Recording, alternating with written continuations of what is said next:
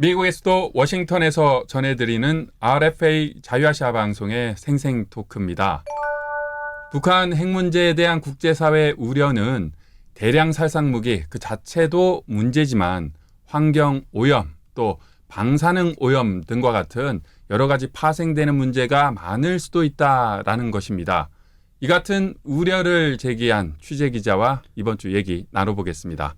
뉴스팀의 홍알복 기자입니다. 홍 기자 안녕하십니까? 네, 안녕하십니까? 최근에 화제였습니다. 네, 많이들 관심을 가져주셨습니다. 네, 이 관심을 가진 기사 좀 더 어떤 내용인지 소개를 해주시죠. 네, 간단히 얘기해서 북한 그 황해북도 평산군에 있는 우라늄 광산에서 나온 폐기물이 인근에 있는 지류를 따라 예성강이라는 강으로 흘러들어가고 그것이 결국은 서해로 이어지게 되는데 그 서해로 빠져나가는 그 바로 그 하류 쪽에 한국의 강화도가 있습니다. 그래서 그 강화도에도 영향을 미칠 수 있다.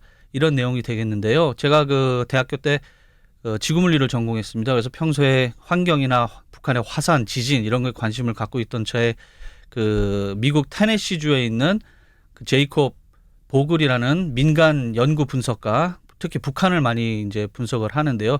이 연구가가 자신의 그 트위터에 올린 글을 그 다음에 사진을 보고 이제 인터뷰를 하게 되고 그 오염에 대한 의혹, 추정 이런 거에 대해서 이제 취재를 하게 된 거죠. 그 사진은 작년 2018년에 그 미국의 그 북한 전문 매체인 38 로스에도 나온 바가 있습니다. 네, 그렇군요. 그래서 결국은 이 서울 등의 이 경기 지역의 많은 주민들이 직접적으로 영향을 받을 수 있는 서해 앞바다가 혹시나 오염되지 않을까라는 걱정인데요. 이게 도대체 얼마나 큰 문제가 될 수도 있다는 거예요?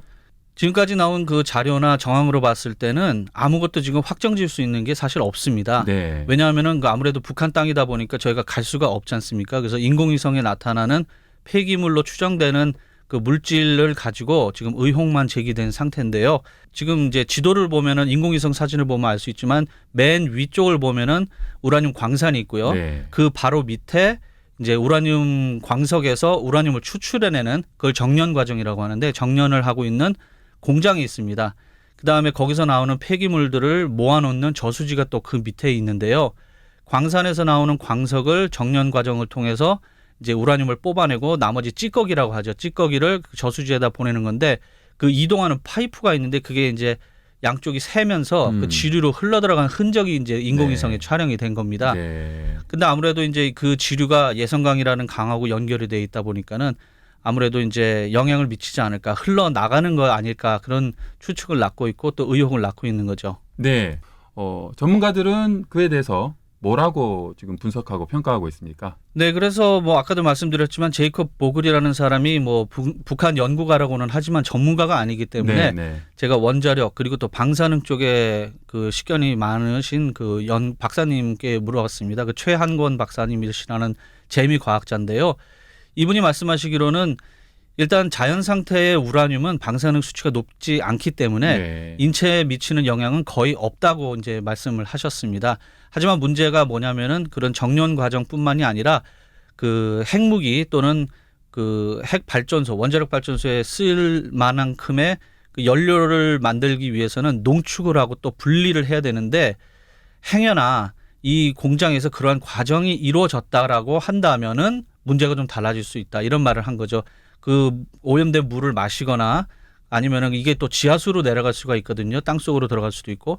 그럼 그 지하수를 또 뽑아 올려서 우물을 파서 북한 같은 경우는 상수도 시설이 제대로 안 돼 있기 때문에 뽑아 쓰게 되면은 그것도 오염 건강에 또 안 좋은 영향을 미칠 수 있다. 그렇게 말씀을 하셨습니다. 네.